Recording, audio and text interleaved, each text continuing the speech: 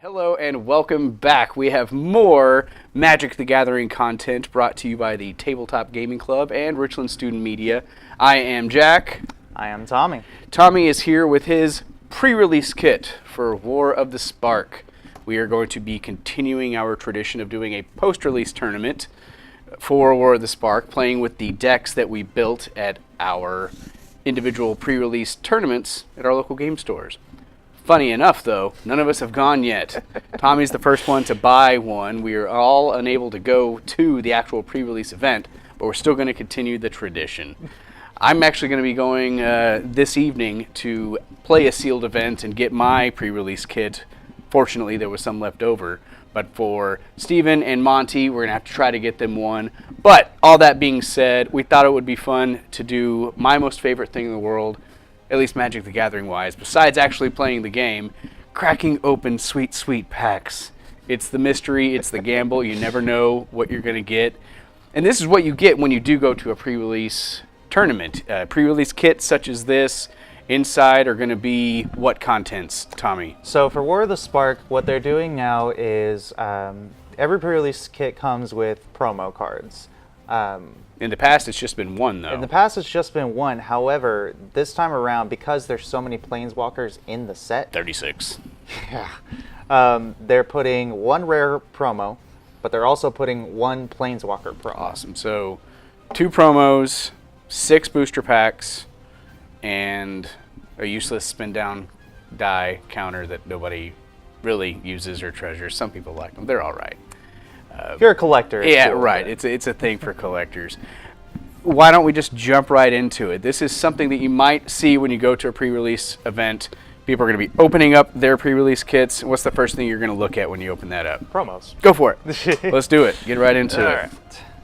Actually, we can go ahead and take this live. There we go. All We're going to be looking at the cards we opened here. If we see something cool, we'll do the card recognition software, which you will see in the bottom left-hand corner. All right.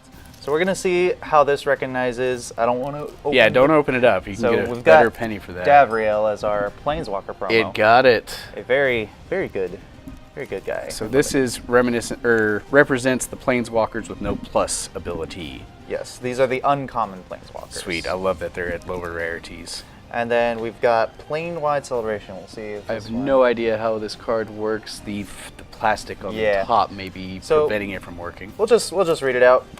It's a 7-drop sorcery, 5 and 2 green. You choose 4, and you can choose one mode more than once. Interesting. So you have 4 different options, which is create a 2/2 citizen creature token that's all colors. Return a permanent card from your graveyard to your hand.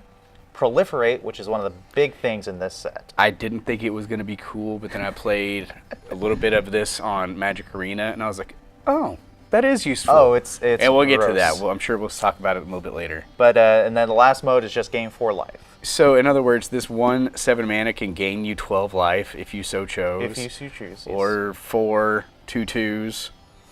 That's crazy. Or 4 instants of Proliferate. That's a good promo card. That's definitely something I would be using. So based on this, are you going to be thinking you're going to be working around black and green already? Wow, how did you luck out with your Golgari colors? Hey, well, we're still on Ravnica. We can say that. That's where this takes place. I will say I do like Davriel. I probably will try and work some black in because he is just such a good, grindy kind of guy. While you get the rest of that open, I'll read that real quick. Beginning of each opponent's upkeep, if that player has 1 or fewer cards in hand, Davriel the Shadow Mage deals 2 damage to them. That's a good static ability. Right, I love those static static abilities. Red little dice here. Red and bluish, maybe? Little blue speckles? Yeah, they always consider it the red one. Got it. Fair enough. So you got the spin down counter and fan those bad boys out. Packs. We love packs. Sweet. So we got Teferi, 2 Liliana. Teferis. We got a Liliana. 2 Lilianas and 2 Gideons. So it's not like it matters who's on the front. It's all going to be different. I don't know if you're some people that matters. Well, when I go to Target or something, if I buy a random booster pack just for fun, I will pick the art that I like the best. Or like, I don't want that one. We'll choose the Planeswalker that is my personal least favorite. There you go. That's a good place to start. Not for power level, because he's broken. So let's get that sweet audio of the plastic opening. I always like try to be super careful with it. So when you open a pre-release kit, you are going to be making a 40 card deck out of the 6 packs 40 you minimum. get. 40 minimum. You can have more. All right. So we're just going to be looking at what he gets. I always like to separate them by color. Obviously. Which, oddly enough, we just hit all 5 colors, just That's one pretty right cool. after the other. So let's just take a look. New Horizons. See. Yeah, that's a reprint. I think it's going to do good stuff in this set. Maybe it's a little... The meta has slowed down a lot. Now, this Seems one like a good one. is one I really uncommon yet or still wanna in play. Still in common. That's a common. Pollen Bright. Actually played this in my Magic Arena sealed. It is a good card. Yeah. I dig that for 2 Hey, mana. We got the flavor here. We got Davriel's Shadowfuge. Okay, perfect. Let's turn that up a little bit more so we can hear it. There we go. All right. Sarkhan's Vraska's Finisher. I played my draft on Arena, and this did a lot of work for The people. Assassin. Let's see. Enters the battlefield, destroy target creature or planeswalker That was dealt damage, which So- could be on So basically, many ways of it doing turns that. people like blocking with their huge threats into just finishing it off. Got it. That's what a Gorgon Assassin Now does. here's what I really like: Prison Realm. That's a good card. Played with this one as well. Basically, Ixalan's Binding, right? Well, more of a You get to scry one for it as well, but it more goes away. of a tribunal effect. Is that what it is? Yeah, because you can still cast other copies of it. Got it. Binding Ixalan says Binding took no. everything away. We got a Mayhem Devil. Our player sacrifices a permanent, deals 1 damage. Certain decks care about that. It's gonna be for me right now. So we got Gideon's Triumph, which I really love. Let's see what that guy do. It's a sacrifice. Sacrifice a creature. Target opponent sacrifices a creature that attacked or blocked this turn. If you control a Gideon Planeswalker, that player sacrifices 2 of those creatures instead. And our rare What is it? Sarkhan. Nice, very good. I heard there was actually a judge at one of the Pro Tours or something made a real bad miscall about Keep this the rares card. right here. That his plus ability where it turns Planeswalkers. all into- planeswalkers into dragons also includes himself. Mm-hmm. And so there was a judge that called that he died because of a wizard's lightning or something, when in truth he would have been a 4/4 something as opposed to the loyalty counter at that point. So that's something to keep an eye on, is make sure you know what things are targeting what. So that's that was pack one. Any Oh strong yeah, picks I here? just realized we got Sarkhan There you flavor go. as well.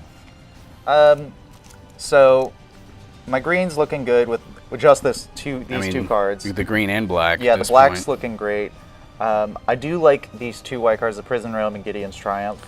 That could be So- something that I would already be thinking about splashing white for that removal. Well, let's see what else we get. See if it's viable.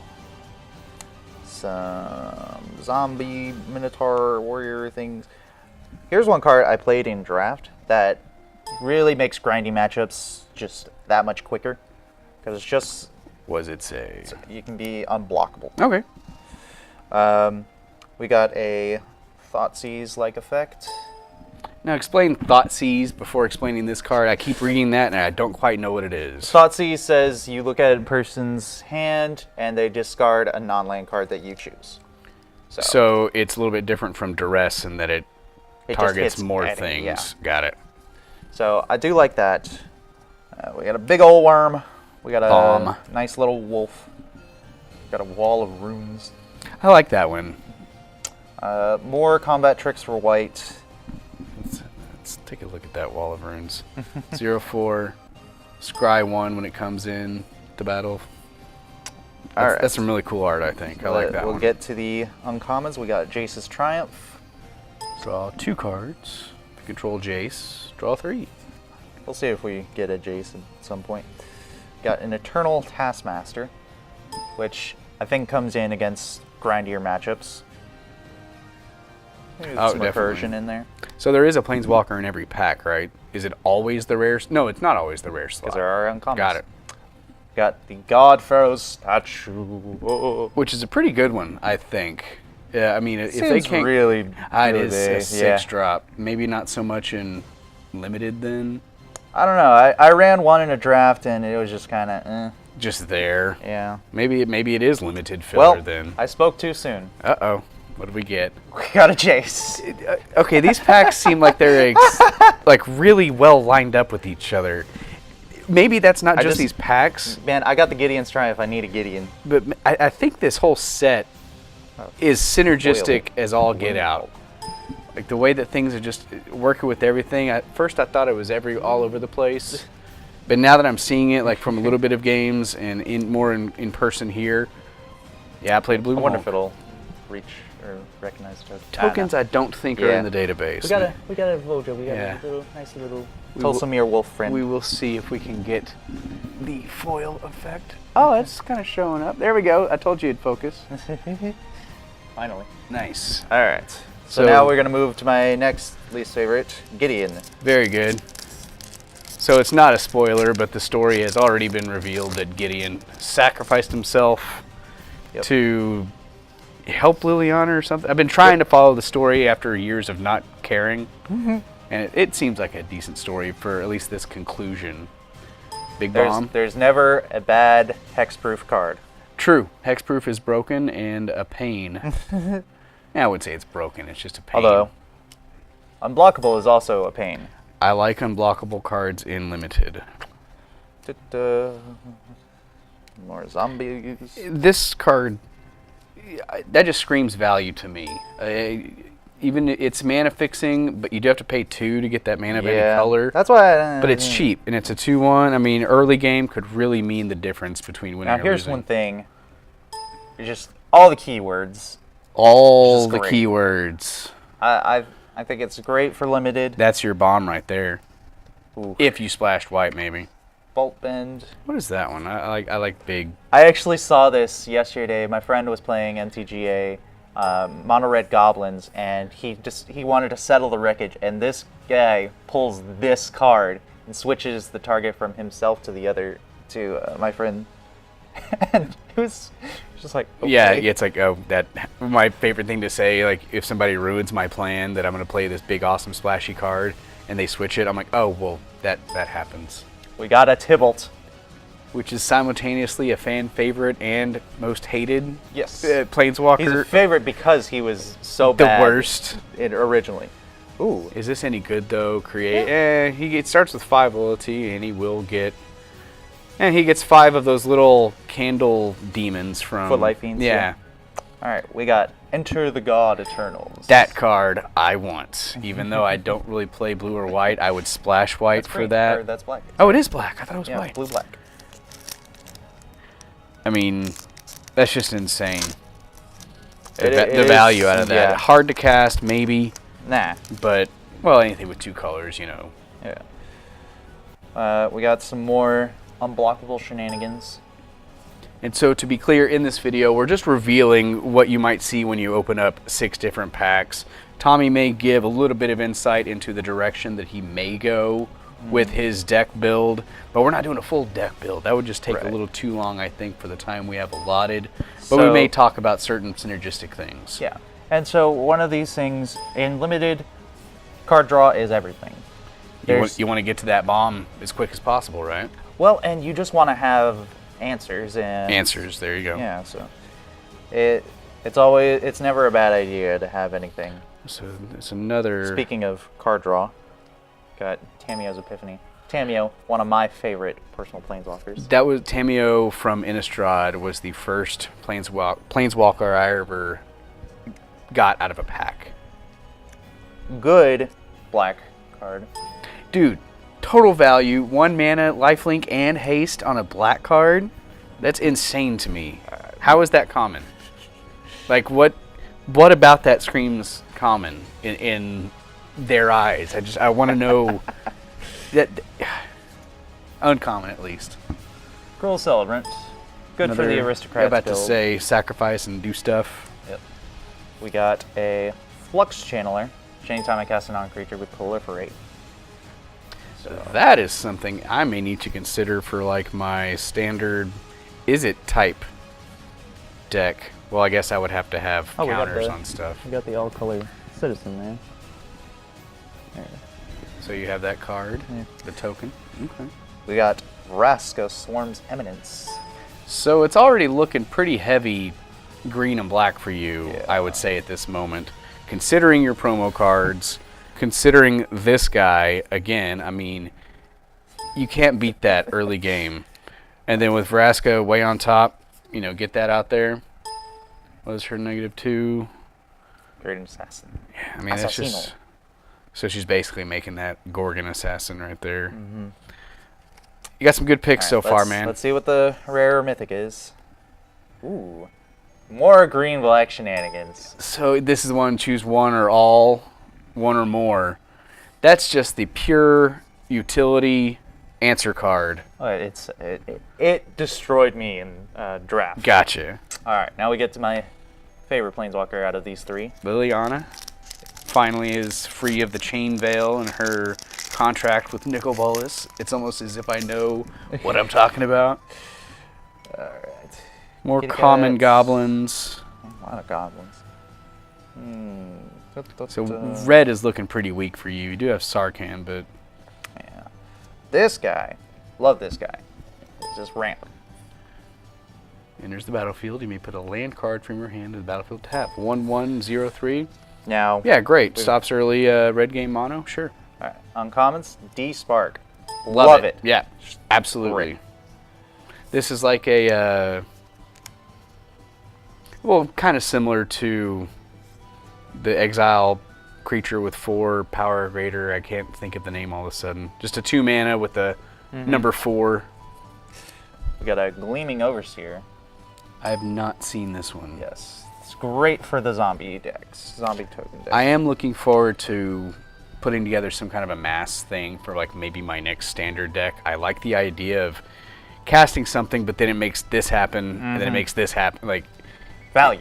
Right. It seems like you're getting a lot for the amass cards. Got Ob Nixilis. I believe I heard some hate for this one online, or read something. Whenever an opponent draws a card, it deals 1 damage to that player. That's good. But destroy target creature, its controller draws 2 cards. Okay, that's not so bad. And late game in my drafts, I actually saw somebody just destroying their own creatures just to draw some cards, like they're extraneous creatures. That So it could be utility as well for yourself. We got a foil Lazotep plating, which Instant. great, just hexproof, just great. Yeah, let's do this number. Oh, it focused real quick. Look at that foiling. Beautiful. All right, let's see the rare. Mizium tank.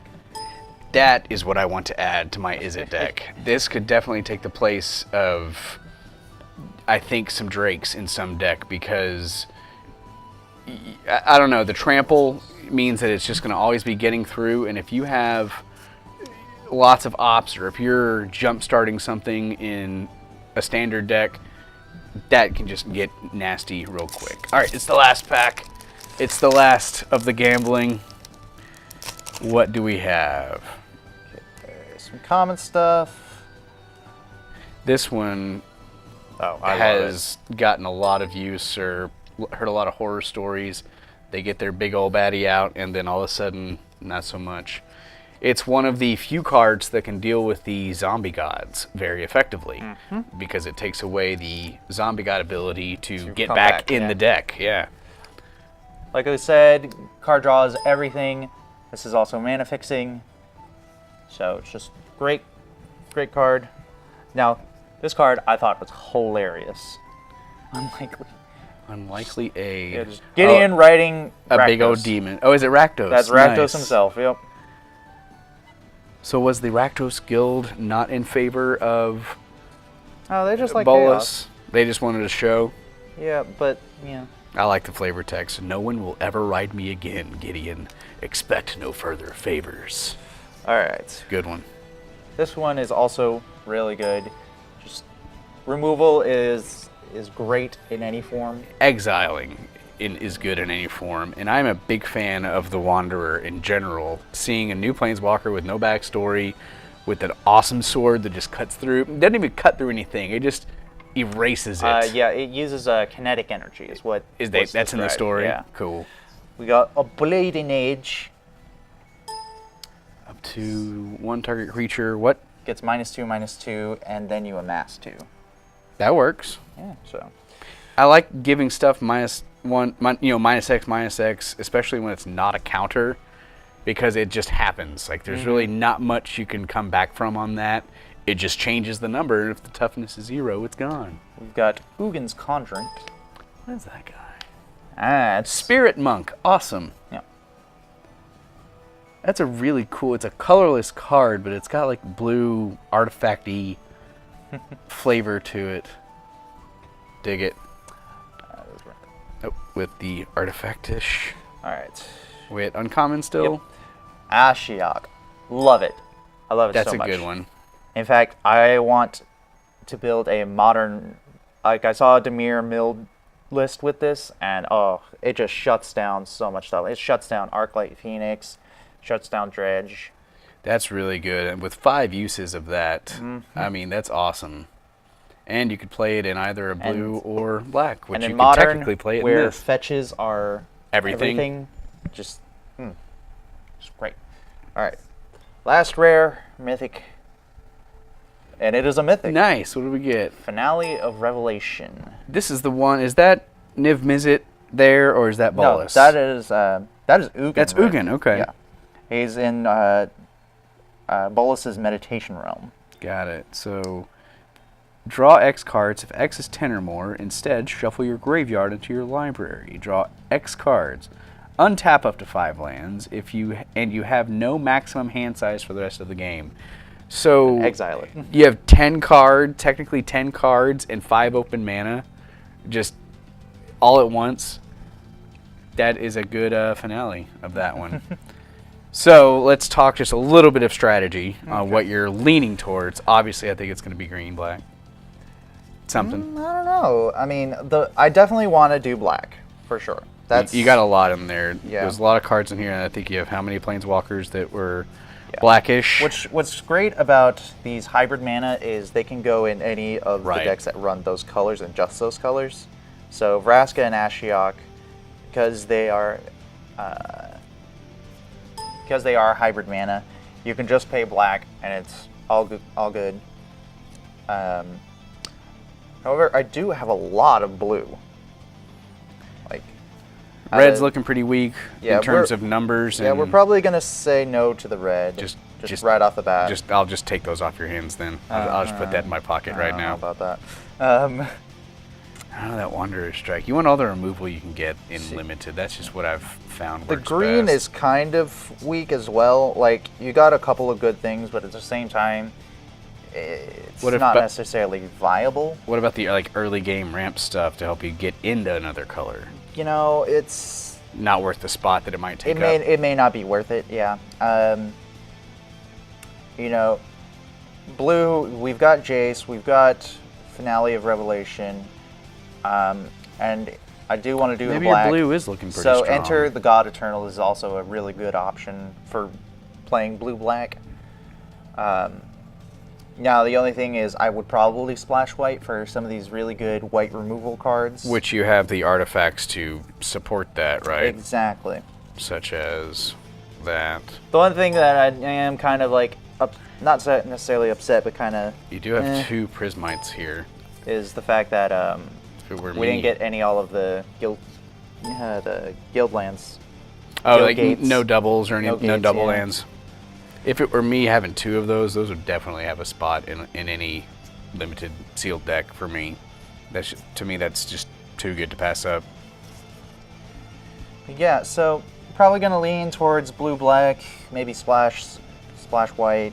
It's hard to say at this point. I think the green is just too weak to support.